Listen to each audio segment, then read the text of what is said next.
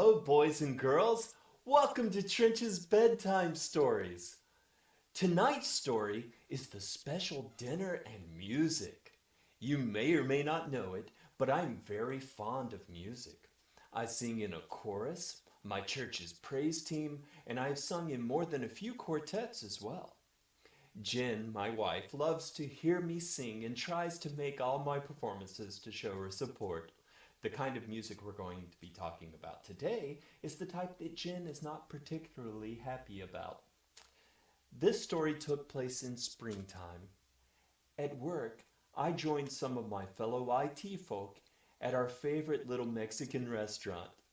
We love the food because it is the genuine article. They don't spare cheese, beans, jalapenos, or anything else that will leave you locked in a stall for 45 minutes begging for mercy at some point that day.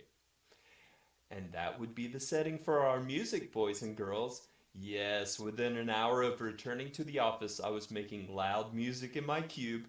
The guy in the cube next to me went home early, saying he was nauseated. Then Jen called.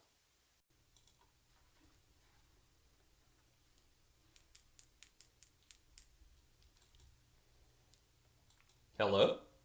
Hi, baby. Hi! I'll let you know I found this super yummy recipe to make for your birthday dinner tonight, so don't be late. Note that Jen is infamous for her cooking. She comes from an Italian family, so it is expected. When she finds a recipe online, chances are it didn't come from one of your run-of-the-mill recipe sites. She knows where to get the underground recipes that hide in those dark and spooky places on the web. She prepares this divine rice and beef that would make your eyes water the first bite. I tend to shovel it and have hiccups every time. Hello? Am I talking to myself here? Uh, What are you doing? Are you like narrating your life to an invisible camera again? This isn't the House of Cards, you know. Sorry. Wow, that sounds great, honey. I'll be sure I get home on time. Suffice it to say, when Jen says she has a special dinner, it's going to be really special. Yum! Of course, there is this other issue. I can't be bringing my music home with me. I found it difficult driving home after work. Driving with one's head out the window makes it difficult to navigate. Still, I had to get as much out of me before I get home.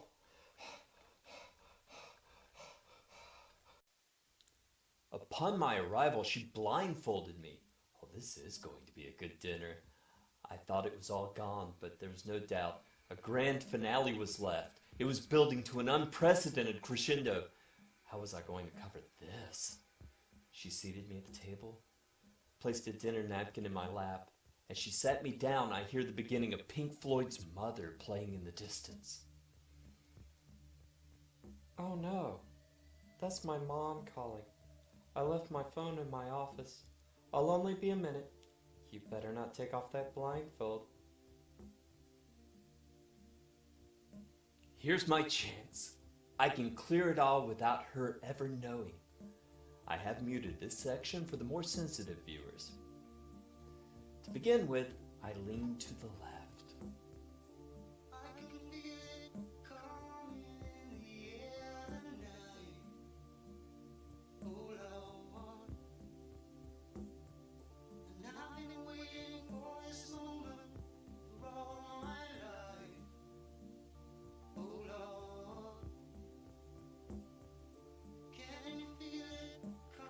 Then I lean to the right.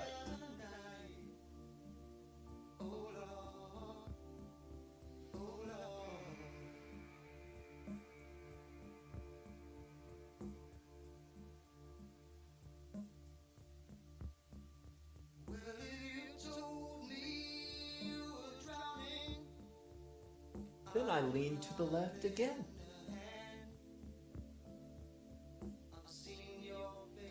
The music reverberated through the room and echoed into the hall.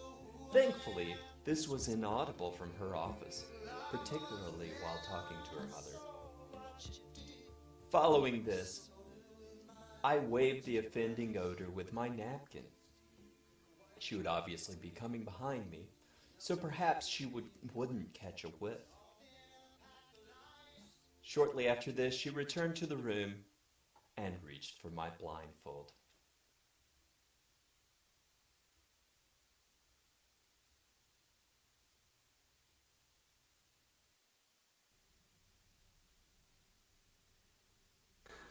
Surprise! Happy birthday! Wow! Oh, God.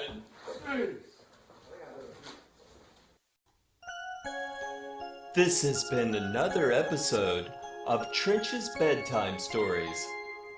Sleep well, boys and girls.